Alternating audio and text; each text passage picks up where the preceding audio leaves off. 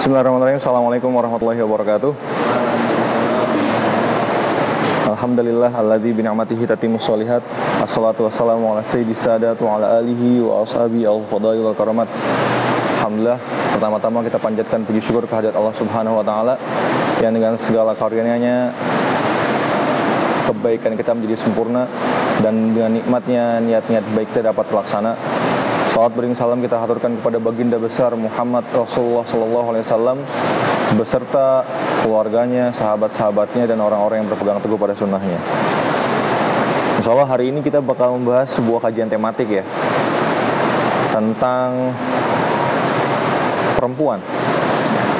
Ada sebuah istilah yang berkembang dari barat sana, namanya misoginis. Kemarin kita belajar filsafat, filo itu artinya apa? Filosofi. Apa filo artinya? Masih ingat nggak? Rashid. Filo mencintai, sofi apa? Pengetahuan, kebijaksanaan. Nah, lawan dari filo itu ini, miso atau misein, artinya benci. Miso, benci, gininya artinya perempuan. Benci sama perempuan. Benci di sini maksudnya bukan bilang belak-belakan gitu ya, saya benci perempuan, nggak juga. Tapi kebencian di sini lebih pada sesuatu yang subversif, tersembunyi, nggak secara spontan dikatakan benci gitu. Ya, ada yang pernah baca ini nggak, bukunya Pramudia Anantatur, Bumi Manusia. Jadi pemeran utamanya itu Mingke, namanya Mingke ya, dijulukin sama temennya Filogini, karena dia tuh sangat mencintai perempuan. Lawan dari misogini, filo gini. Bisa jadi ketidaksukaan itu nggak bener-bener nggak suka gitu. Mungkin cuma apa ya, prasangka. Dia punya asumsi bahwasanya perempuan itu derajatnya ada di bawah laki-laki lah. Dia punya prasangka seperti itu. Ini termasuk dalam kritikannya mereka yang mau membantah misoginis ya. Dan ini bukan sesuatu yang baru teman-teman. Misogini ini udah terjadi bahkan puluhan abad yang lalu. Sebelum Islam ada, praktek kebencian sama perempuan ini udah ada. Bukan hanya dalam ranah agama, tapi juga adat, ya, kebiasaan, kemudian di hukum, di mitos bahkan, di seni dan budaya ada praktek misogini. Kalau misalnya teman-teman pernah baca jurnal atau apa ya, kajian-kajian yang berkaitan dengan misogini, biasanya orang yang benci sama perempuan ini dikaitkan juga dengan ideologi seksisme. Seks itu artinya kelamin ya. Jadi kalau misalnya dia punya ideologi seksis, berarti dia mempunyai diskriminasi terhadap laki-laki atau terhadap perempuan. Jadi pelaku seksisme ini boleh jadi dia nggak sukanya sama laki-laki atau nggak suka sama perempuan. Intinya diskriminatif lah. Nah, orang-orang yang berusaha menentang apa ya bahasanya, paham misoginis ini, hari ini disebut dengan orang-orang yang menyuarakan kesetaraan gender. Mereka pengen antara gender laki-laki sama perempuan itu setara gitu. Nggak ada bias, nggak ada bahwasanya laki-laki superior, perempuan inferior. Laki-laki itu patron, perempuan klien, nggak. Mereka yang punya paham kesetaraan gender, ya, mencita-citakan ini supaya laki-laki sama perempuan sama. Sayang kalau nggak dimulai, serius, kesian, hujan-hujan, nggak bisa cabut juga mereka. Stereotip semacam ini ya, masyarakat kita meyakini bahwasanya perempuan itu di bahasa Sundanya ya, bahasa Sunda apa bahasa Jawa gitu, kanca wingking. Jadi temen tapi temennya di belakang. Surga nunut, neraka katut. Buat pasutri yang masih punya ortodoksi ya dalam berumah tangga, mereka menganggap bahwasanya surga perempuan itu ada di suaminya. Andai suaminya masuk surga, maka si istri bakal ikut. Tapi andai suaminya masuk neraka, karena perempuan itu sifatnya gampang terpengaruh ya, maka niscaya dia bakal terseret sama sifat-sifat suaminya. Nah, hari ini kita pengen ngebahas apakah teks-teks agama, terutama hadis, mendukung ya diktum seperti ini gitu. Ini saya bakal nyebutin sedikit dulu contoh-contoh praktek misoginis yang udah terjadi selama berabad-abad di materi kuliah kita. Karena kita orang filsafat semua di sini ya. Sekelas Aristoteles pernah bilang, as between the sexes, the male is by nature superior and the female inferior. Udah hukum alamnya kata Aristotle. Bayangkan seorang pemikir yang katanya paling aduluhung di zamannya bilang bahwa perempuan itu inferior atau lebih rendah kualitasnya dibanding laki-laki. Sekelas pemikir gitu teman-teman ya. Dalam dunia seni ya, dunia perfilman itu sampai hari ini katanya di Hollywood bayaran aktris perempuan tuh lebih rendah daripada bayaran laki-laki. Terjadi semacam diskriminasi seperti ini ya. Dalam budaya sosial kita tadi contohnya anggapan bahwasanya surga istri itu ada di kaki suaminya, bahkan versi lain daripada surga dibuat lapak kaki ibu itu surga istri ada di kaki suaminya. Allah alam, apakah pernyataan seperti ini benar gitu? Makanya kita bahas nih. Praktek-praktek ini disebut juga atau masuk juga dalam kategori misoginis, kebencian atau menomorduakan perempuan. Dalam bidang mitos, gak cuma dalam kehidupan nyata aja yang terjadi betul-betul terjadi gitu. Dalam mitologi misalnya, di Yunani itu bumi disebut sebagai Terra, disebut sebagai Gaia, karena dewa yang menjadi bumi itu namanya Gaia teman-teman. Makanya kita kalau hari ini punya istilah Ibu Pertiwi, nggak ada Bapak Pertiwi. Kemudian Mother Earth, ya, apalagi ibu kota, seakan-akan alam itu difeminisasikan gitu. Alam itu diperempuankan.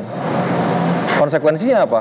Yang namanya alam itu nasibnya bakal dikontrol, bakal dimanfaatkan, bakal dimiliki, dan lebih parahnya lagi bakal dieksploitasi mungkin. Ini praktek-praktek misoginis yang nggak terasa gitu loh. Kebencian terhadap perempuan. Nah sekarang kita pengen berangkat ke ranah agama. Kira-kira ada nggak ayat-ayat atau hadis-hadis yang mengkampanyekan kebencian terhadap perempuan? Dan sayangnya teman-teman, nahasnya kalau kita baca secara literal aja ya, ternyata ada. Yang pertama, Rasulullah SAW pernah bilang bahwasanya kebanyakan penghuni neraka itu perempuan. Sahih, Bukhari, Muslim. Mau kata apa kita serius? Nggak bisa kalau misalnya itu hadis doif mungkin ya. Oh hadisnya doif. Nggak, ini Bukhari, Muslim. Rasulullah juga pernah bilang bahwasanya perempuan menjadi penyebab terputusnya sholat. Yang bakal membatalkan sholat, kata Abu Hurairah dalam suatu hadis itu perempuan, anjing, dan satu lagi apa gitu.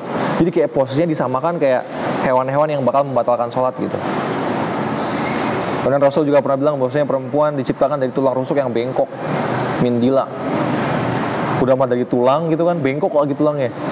Rasul juga pernah bilang akal atau agama perempuan itu setengah dari laki-laki. Jatah waris mereka setengah dari laki-laki. Persaksian mereka dihitung setengah dari laki-laki.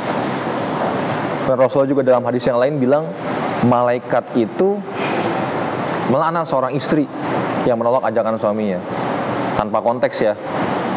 Pokoknya kalau suami ngajak gaskeun gitu samina watona. Kok Badru ketawa? Kan belum paham serius. Gak apa-apa ya, luar biasa. Gini teman-teman, ternyata teks agama pun kalau kita baca secara harfiah, kita baca secara literal, kayaknya ada indikasi ke situ gitu. Ada semacam simbol-simbol yang bakal mendiskreditkan perempuan. Lagi-lagi karena kita seorang akademisi dan kita kuliah di Institut Darul Quran ya, apalagi orang-orang yang belajar ilmu hadis, kita nggak bisa tuh memahami hadis pakai terjemahan aja. Kita mesti pakai pisau bedah historis, pisau bedah asbabul wurud. Kita bisa ngelihat kira-kira ini Rasulullah ngomong secara fakta atau cuma metafor gitu, perumpamaan. Nah ini kerjaannya orang ahli hadis. Kalau masyarakat awam yang salah memahami ini, wajar. Mereka cuma dengerin dari ustadznya atau baca terjemahan gitu kan. Tapi kita, ya, nggak cukup teman-teman sampai di situ. Sebelum kita lakukan sebuah pemahaman hadis yang tematik, kita mesti ngapain dulu? Nah teman-teman, tadi saya bilang kan, selama hujannya masih air, berangkatlah kita. Mumpung masih di mahasiswa. Nanti mah udah kayak lulus nih serius datang kajian-kajian kayak gini serius. Ngumpulin semangat itu susah banget. Kita pahami juga teman-teman asbabul wurudnya. Ya. Apa itu asbabul wurud? Sebab Kalau nuzul iya diturunkannya ayat. Asbabul wurud sebab terjadinya peristiwa yang menyebabkan Rasulullah mengucapkan hadis tersebut gitu. Masalahnya teman-teman, tadi sebagaimana kita lihat hadis-hadis yang membincang atau yang mengindikasikan misogini itu banyak ternyata. Andai kita tackle asbabul wurud satu persatu, niscaya nggak cukup waktu kita. Maka perlu kita tarik frame yang lebih lebar, kita lihat kondisi Arab jahiliyah pada zaman Rasulullah dulu. Islam turun di tengah-tengah peradaban yang patriarki. Apa itu patriarki? Badru. Luar biasa. Itu baru mau saya kasih jempol, serius.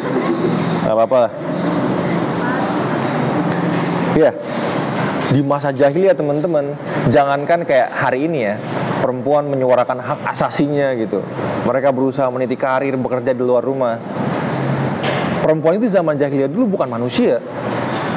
Mereka sebuah barang, sebuah benda yang bahkan bisa dititipkan, bisa diperjualbelikan, bisa diwariskan gitu. Kalau seorang suami ya meninggal, maka istrinya itu ada di hak milik mertuanya. Ini pertama-tama garis tebal ini dulu. Allah Azza wa Jalla pernah berfirman, wa idza busyira ahaduhum bil unsa zalla wajhuhu musawwada wa huwa kazim. Kalau ada orang Arab hari itu yang dikabarkan ya istrinya lagi lahiran tuh. Kemudian bidannya bilang, alhamdulillah perempuan gitu. Zalla wajhuhu musawwada. Mukanya berubah menjadi hitam. Muntab, tau muntab enggak? Ini level marah nih. Ini muntab nih di sini. Marahnya marah banget serius. Mereka geram banget, mereka kesel banget karena perempuan itu sebuah disgrace ya. Sebuah ya sesuatu yang bakal melukai harga diri mereka sebagai ketua klan gitu mungkin. Makanya ada praktek mengubur bayi perempuan hidup-hidup. Ini pertama-tama kita melek dulu sama realitas ini gitu lah. Kalau kita tahu ini ya, melihat perempuan yang kayak gini, jangankan mereka buat menuntut hak-haknya gitu sebagai perempuan, sebagai istri, mereka bertahan hidup pun sampai dewasa itu luar biasa banget. Itu sebuah keajaiban gitu ya. Kalau kita ngelihat istri Rasulullah kayak Khadijah gitu, nah ini mah anomali lah. Dari 1000 yang kayak gitu cuma 3 lah. Perempuan yang akhirnya sukses berbisnis gitu ya, yang mandiri, yang berdikari, yang akhirnya bahkan jadi saudagar yang melebihi pria-pria yang ada hari itu. Ini anomali. Ini nggak kehitung sebagai perempuan-perempuan yang mainstream pada zamannya. Yang kayak Khadijah paling cuma 1 dari 1000. Tapi rata-rata dari perempuan itu ya kayak gini nih.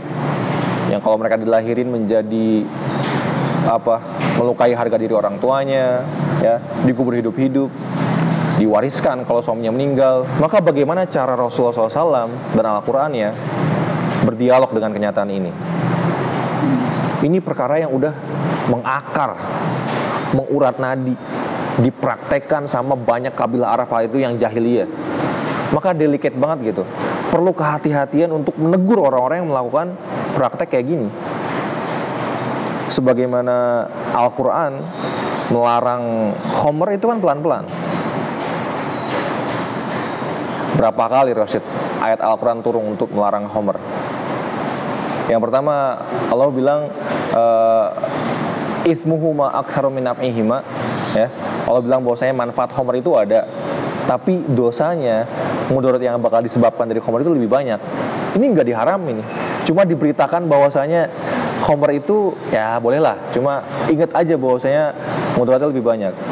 Yang kedua, ayat tentang larangan menjauhi sholat ketika kita masih mabuk, atau larangan mendekati khamr ketika mendekati waktu sholat.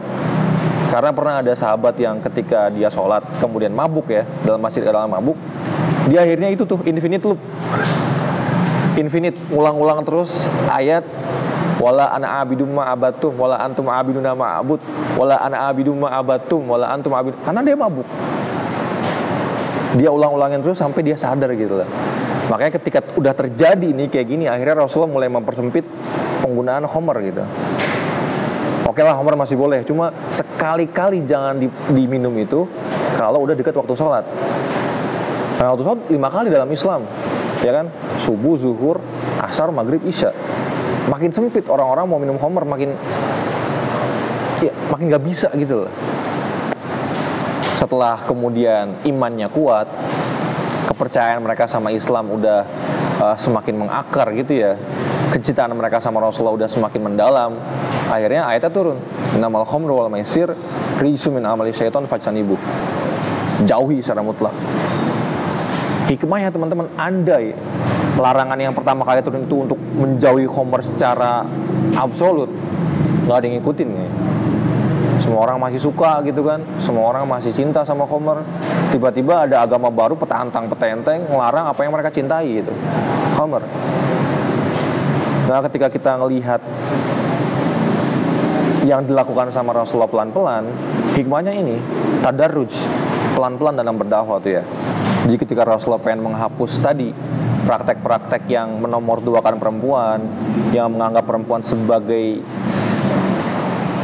spesies yang marginal gitu, yang nomor 2, Rasulullah juga nggak mungkin tiba-tiba menyamakan derajat laki-laki sama perempuan.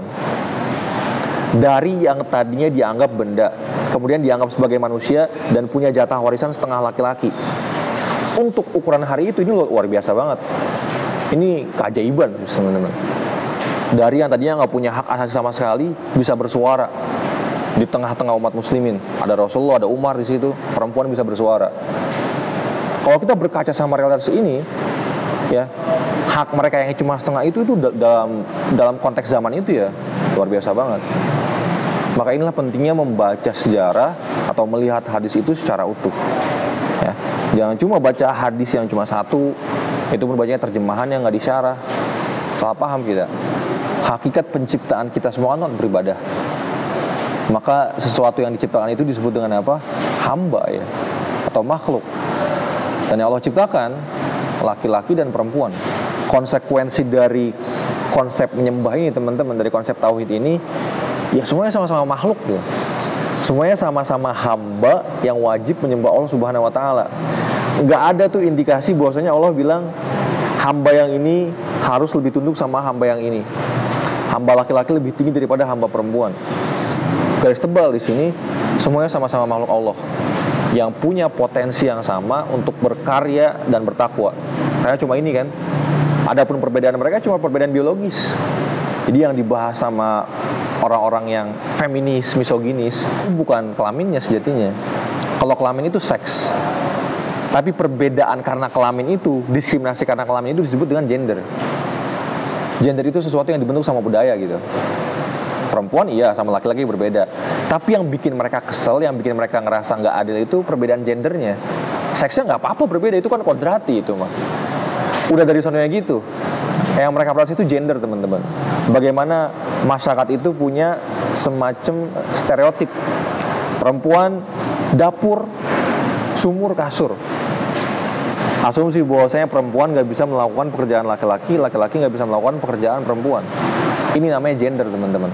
Karena kalau cuma seks, insya Allah nggak ada yang protes. Itu perbedaan yang kita nggak bisa ganggu-gugat. Jangankan hari ini ya, istri dia protes sama suaminya. Di zaman Rasulullah dulu ada sahabat yang protes sama, bukan sama suaminya, tapi sama Rasulullah SAW. Tiba-tiba dalam sebuah hadis, seorang sahabiat namanya Bariroh, ya ini budaknya Aisyah ya, punya suami juga, suaminya namanya Mugis. Bariroh ini udah pengen cerai sama suaminya, tapi Mugis berlinang air mata, mengucur deras. Intinya Mugis pengen banget rujuk, Mugis pengen banget balikan sama Bariroh, tapi Bariroh nggak mau. Saya udah nggak sudi lagi mas, kita mesti pisah. Udah saatnya emang mas. Rasulullah SAW sebagai seorang Rasul ya pengen dong yuslihu bainahuma gitu, pengen membetulkan, pengen membantu menambal bahtera rumah tangga mereka. Tapi kata Bariroh apa ketika Rasulullah membujuk Bariroh buat rujuk? Bariroh bilang, Rasulullah ini perintah atau cuma anjuran? Kata Rasulullah, ya saya cuma bantu gitu kan. Ya udah Rasulullah, saya tetap pilih cerai sama Mugis. Itu kan Rasulullah mungkin ya. Bagaimana dengan Umar yang katanya dikenal tegas, dikenal luar biasa galak gitu ya. Bahkan ketika Rasulullah sama para sahabat tuh Umar datang, itu langsung masuk tirai semua para sahabat saking takutnya sama Umar. Tapi ada perempuan yang berani ternyata ya menyuarakan suaranya di depan Umar. Umar waktu itu pernah berceramah tentang beliau sebagai seorang khalifah ya, membatasi mahar maksimal buat pernikahan. Udahlah, jangan banyak-banyak mintanya sama laki-laki itu. Maksimal sekian dirham, kata Umar. Diprotes sama seorang sahabat ya, Umar, bahwasanya Rasulullah pernah bersabda demikian. Artinya benih-benih kesetaraan gender, teman-teman, yang disuarakan tahun 1970-an sama feminis, sama para aktivis yang menentang misoginis itu ya, itu buat agama Islam bukan sesuatu yang baru. Lagi-lagi, kalau kita berangkat dari sini, lelaku untuk menganggap perempuan sebagai makhluk kelas 2, makhluk yang inferior di bawah laki-laki, sama sekali tidak tepat gitu. Nah, tadi saya sebutin kan banyak tuh hadisnya, kebanyakan di neraka, kemudian dari tulang rusuk, laknat malaikat terhadap istri yang nggak patuh gitu diajak sama suaminya, banyak. Tapi karena memang kajian kita adalah kajian singkat, kita nggak mungkin bahas semuanya ya. Yang saya kutip di sini cuma 2 hadis. Hadis tentang perempuan diciptakan dari tulang rusuk, dan hadis tentang kebanyakan penghuni neraka adalah perempuan.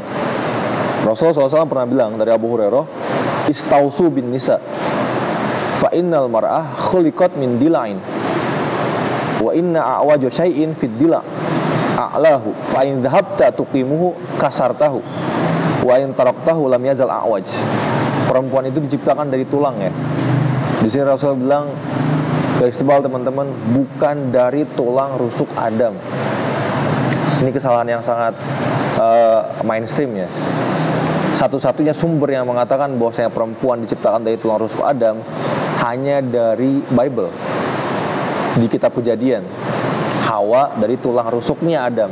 Tapi yang Rasulullah katakan hanya dari tulang rusuk, bukan dari tulang rusuknya siapa-siapa gitu loh. Enggak dari tulang rusuk orang yang udah ada terus diambil gitu jadi Hawa, enggak. Ini sumber-sumber kayak gitu teman-teman, Israiliyat disebutnya ya. Siapa yang menyatakan demikian? Di kitab Kejadian ya, bahasa Bible-nya Genesis. Islam sama sekali nggak ada teks yang menyatakan kayak gitu, penafsir nggak ada, kecuali hadis Rasulullah ini. Tapi hadis Rasulullah pun nggak mengutip nama Hawa dari Adam, cuma dari tulang rusuk diciptakan, tulang rusuk yang bengkok. Kemudian dalam hadis lain Rasul juga pernah bilang, al-mar'ah kadila in aqamtaha kasartaha wa in istamta'ta biha fiha awaj. Ya, kalau kita berusaha untuk meluruskan perempuan, kata Rasulullah, memaksakan untuk meluruskan perempuan yang bengkok itu, maka dia bakal patah gitu. Tapi kalau kita biarkan dia, kata Rasulullah, dia bakal tetap bengkok. Makanya istausu gitu. Dalam nasihatnya perempuan itu ya perlu cara, perlu metode, perlu rayuan dan seterusnya. Jadi boleh dikatakan bahwasanya hadis ini Rasulullah sedang membincang sebuah metafor, sebuah perumpamaan. Bukan literally dari tulang yang bengkok, tapi karakter atau watak perempuan itu seperti tulang yang bengkok. Dan karakter ini, karena Rasulullah berbicara dengan metafor ya, barangkali hanya keumuman perempuan yang Rasulullah temui. Ada ternyata perempuan yang karakternya nggak bengkok-bengkok gitu. Ada ternyata perempuan yang sekali dibilangin langsung nurut gitu. Ada nggak sih? Ada. Makanya paling aman kita bilang hadis ini Rasulullah sedang mengutarakan metafor, perumpamaan. Bukan literally dari tulang rusuk Adam gitu ya, diambil, diciptakan Hawa, diciptakan perempuan. Dan kalau misalnya kita mau mengutip ayat Al-Quran, manusia secara umum, Allah nggak bilang manusia laki-laki atau perempuan, diciptakan dari apa? Tanah, mintin, apalagi kata Badru apa? Segumpal darah, luar biasa. Turab, apa artinya turab? Turab sama, bahasa lain dari tin ya, dari tanah. Ini penciptaan manusia, turab, tanah, segumpal darah, dari air mani. Laki-laki atau perempuan sama, nggak ada yang dari tulang rusuk. Satu-satunya sumber tulang rusuk ya hadis Rasulullah ini, dan bukan tulang rusuk Adam. Semata-mata Rasulullah menyatakan ini adalah semacam metafor, perumpamaan. Barangkali keumuman perempuan yang Rasulullah temui hari itu adalah perempuan-perempuan yang seperti tulang sifatnya, agak susah gitu buat dibilangin. Wallahu a'lam bishawab. Dan kemudian sering banget orang-orang menjadikan dalil surat An-Nisa ayat 1 untuk menyatakan bahwasanya perempuan itu betul loh diciptakan dari bagian laki-laki. Gimana surat An-Nisa ayat 1, ada yang hafal nggak? Alaikum Toqiba. Jadi mereka mengambil dalil dari surat An-Nisa ayat 1. Allah menciptakan sebuah jiwa, ya, yang dari jiwa itu diciptakan istri, karena bahasanya zauj gitu ya. Padahal zauj di sini teman-teman, kalau misalnya kita buka kamus itu artinya netral, pasangan. Jadi dari jiwa yang satu ini dipecah jadi dua. Ini tafsir yang diutarakan oleh Profesor Quraish Shihab ya, laki-laki sama perempuan. Ya, dari sini nih kenapa perempuan disebutkan setengah agama kita? Karena Allah bilang dalam surat An-Nisa ayat 1 tadi, nafsin wahidah, tadinya satu, dipisahkan, bakal bertemu lagi nanti kalau udah nikah, makanya sempurna agama kita. Jadi bukan dari laki-laki kemudian diciptakan wa minha zaujah, kemudian diciptakan istrinya, enggak. Dari jiwa yang satu, laki-laki dan perempuan, mereka bakal bertemu lagi menjadi satu ketika mereka menikah. Ya, sampai di hadis setelah Rasul aja kali ya. Saya khawatir kalau misalnya saya bahas satu hadis lagi, kita nggak ada tanya jawab. Saya teman-teman bakal mengingat hari ini ya. Saya kasih jempol semuanya. Ternyata nggak terpengaruh sama hujan badai kayak gini. Walaupun ini bukan badai, masih air ya. Masih berusaha untuk hadir. Ada pertanyaan, Bang nggak? Ustaz bilang jadi suami itu tergantung istri. Jadi kalau istrinya buruk, suaminya juga ikut, itu gimana? Istri tergantung suami kali. Ya, itu yang Ustaz bilang tadi. Nah, bahwasanya salah satu pintu terbesar kata Rasulullah juga dalam sebuah hadis untuk masuk surga adalah ketaatan sama suami tersebut. Maka barangkali dari situ muncul sebuah peribahasa Sunda tadi, surga nunut. Surganya isi itu ya ketika dia patuh nurut sama suami. Tapi neraka katut.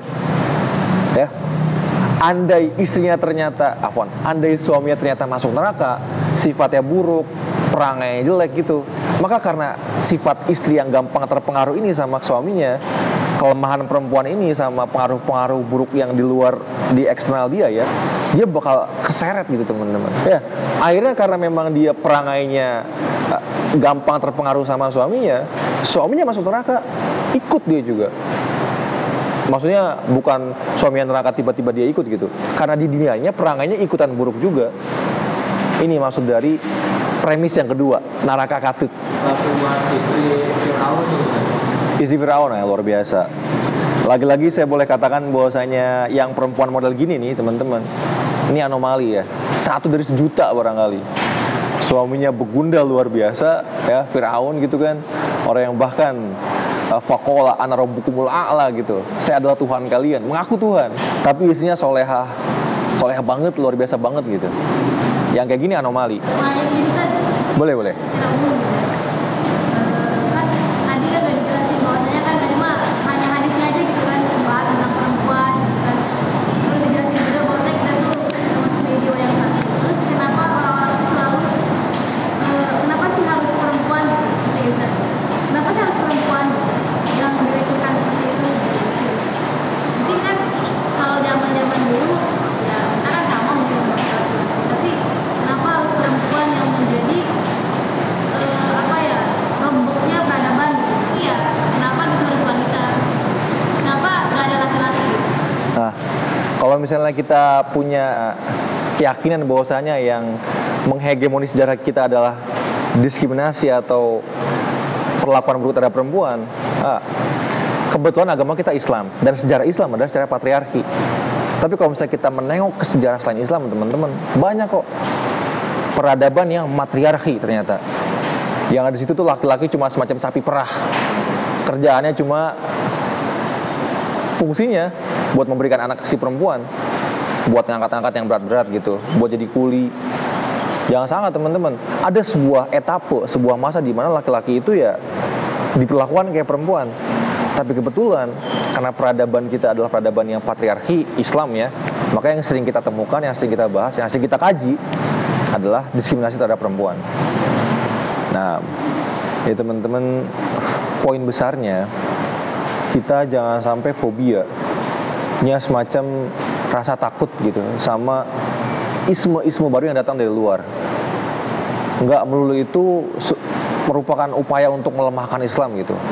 Itu nggak melulu ideologi yang berusaha buat mencederai keyakinan kita sebagai umat muslim itu. Ternyata ada feminisme, ada semacam gerakan kesetaraan gender yang ternyata ruhnya udah diperjuangkan sama Rasulullah dulu gitu. Kalau memang kita pengen berusaha memahami itu, jangan kita tabukan, kita pahami, ya, kita utarakan di sebuah forum, di kajian, jangan kita mitoskan gitu. Kita berusaha berdialog dengan itu. Termasuk ini, paham-paham misoginis, paham-paham feminis, paham-paham kesetaraan gender. Karena andai kita hanya berbicara Islam sama orang-orang yang memang udah orang Muslim gitu ya gampang-gampang aja gitu ya, nggak pakai bahasa-bahasa aneh kayak gini juga udah selesai. Rasulullah bersabda, Allah berfirman, selesai. Tapi nanti ketika kita berusaha berdialog keluar, nulis misalnya buat skripsi, kita butuh sama pemahaman yang kontemporer seperti ini. Baik, aku qauli hadza wa ma taufiqi illa billah ilaihi atawakkalu wa ilayhi unib. Wassalamualaikum warahmatullahi wabarakatuh.